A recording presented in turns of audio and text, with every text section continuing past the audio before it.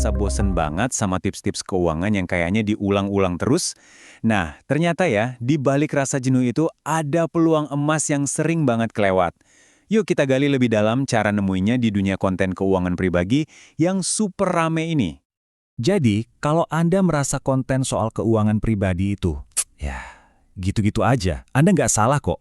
Justru perasaan itu adalah sinyal pertama kalau ada celah besar yang bisa banget kita manfaatkan. Oke, kita coba jujur-jujuran ya. Topik keuangan pribadi secara umum itu udah padet banget. Udah sumpek. Terlalu banyak kreator bikin konten yang isinya mirip-mirip.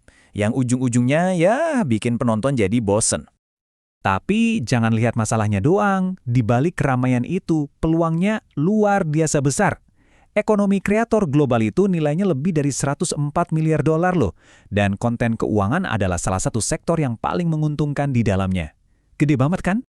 Pertanyaannya jadi, gimana caranya kita bisa menonjol kalau rasanya semua topik udah pernah dibahas? Nah, jawabannya itu bukan dengan ikut-ikutan perang di topik yang sama, tapi dengan strategi yang lebih cerdas.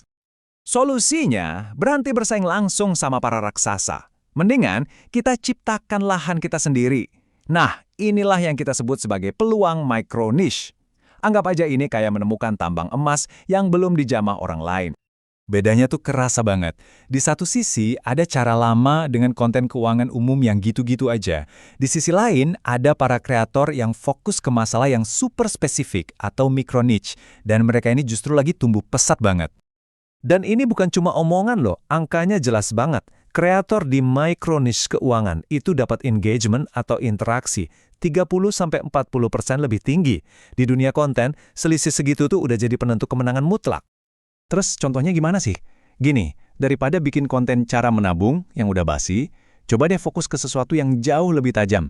Misalnya, strategi keuangan buat pekerja IT hadapi ancaman resesi, atau panduan lengkap melunasi utang biaya rumah sakit.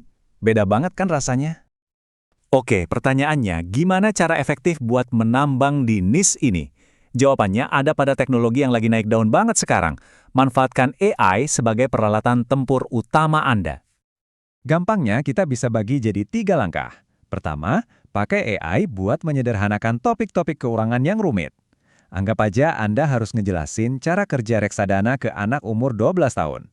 Nah, AI bisa bantu bikin penjelasannya jadi gampang banget dimengerti. Langkah kedua, otomatisasi. Dengan AI, proses bikin konten kayak nulis skrip, ngisi suara, bahkan bikin visual, itu semua bisa dipercepat.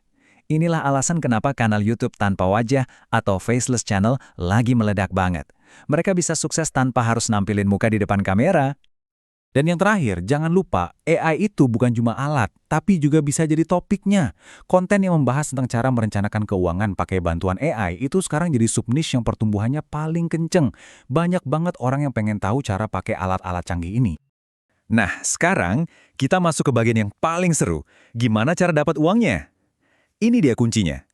Untuk niche yang spesifik dan bernilai tinggi kayak gini, pendapatan dari iklan YouTube atau AdSense itu seringkali cuma jadi bagian terkecil dari total pemasukan.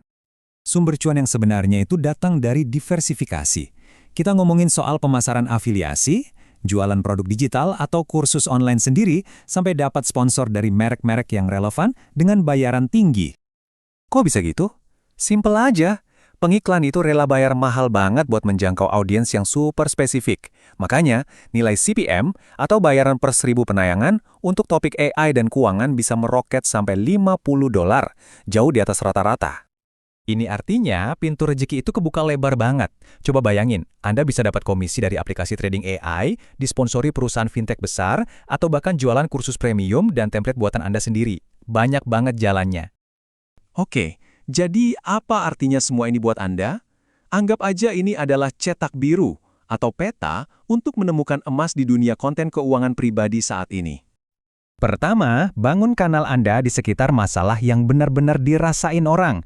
Kedua, jangan takut buat jadi super spesifik masuk ke micro niche. Ketiga, jadikan AI sebagai alat andalan sekaligus topik bahasan. Dan terakhir, jangan cuma andalkan iklan, bangun bisnis Anda di atas berbagai sumber pendapatan. Peluangnya udah jelas di depan mata, teknologinya udah gampang diakses, dan permintaan pasar untuk saran yang spesifik itu lagi tinggi-tingginya. Sekarang, satu-satunya pertanyaan yang tersisa adalah, di lahan mana Anda mau mulai menggali?